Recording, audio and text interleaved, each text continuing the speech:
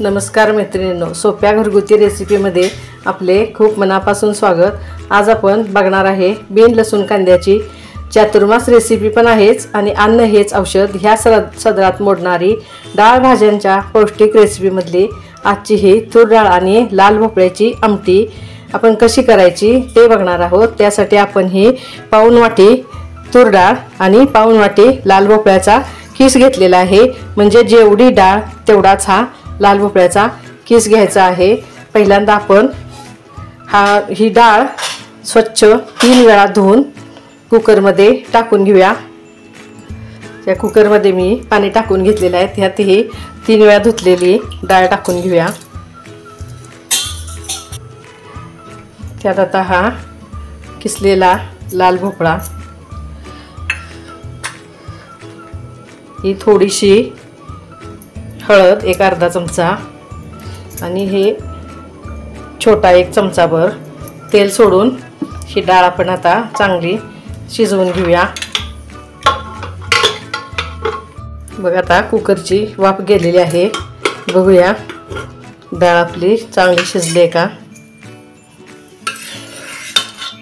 बघा ही डाळ कशी छान शिजलेली आहे, ह्याला काय रवीनं किंवा ग्राइंडरनं घोटायची पण काय गरज नाही आहे। बघा छान अशी डाळ शिजलेली आहे। आपण आता त्याची फोडणी बघूया।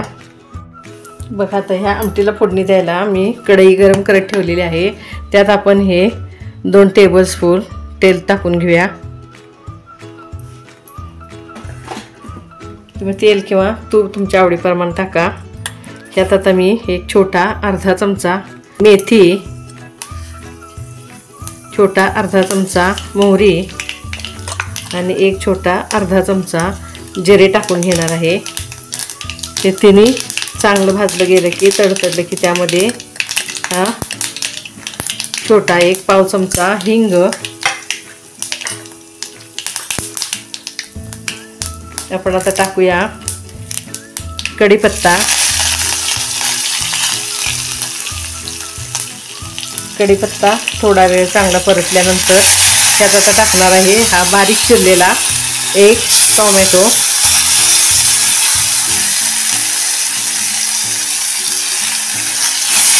बघा टोमॅटो असा छान परतून घ्या। आता ह्यामध्ये आपण टाकणार आहे हे मिरची पावडर 1 चमचा घेतलेली आहे मी, आणि हा सांबर मसाला हा आपण 1 चमचा घेतलेला आहे, ते आपण दोन्ही त्यामध्ये टाकून घेऊया। हे आता असं 2 मिनटं चांगलं परतून ह्यामध्ये त्यातली थोडीशी डाळ टाकून आपण चांगलं हे शिजवून घेणार आहे। 2 मिनटं झाकून ठेवूया, टोमॅटो चांगला शिजेपर्यंत थोडं झाकूया।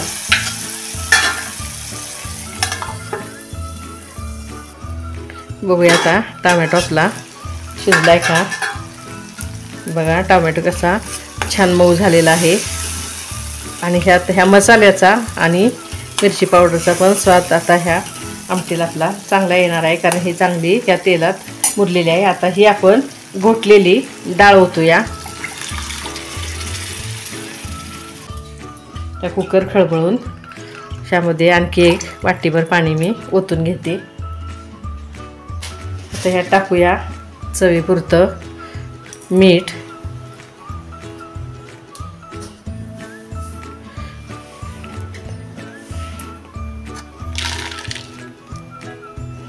आणि 1 छोटा चमचाभर गूळ, आणि ही बारीक चिरलेली कोथिंबीर, आणि ह्या पौष्टिक डाळीला आपण चांगली आता उकळी आणून घेऊया। बघा ह्या आपल्या आमटीला कशी छान उकळी आलेली आहे। आता ह्यामध्ये आपण शेवटी अगदी 1 चमचाभर लिंबूचा रस टाकणार आहे। बघा आता मी हा गॅस बंद करून घेते, आणि ही आपली आमटी आता सर्व करूया।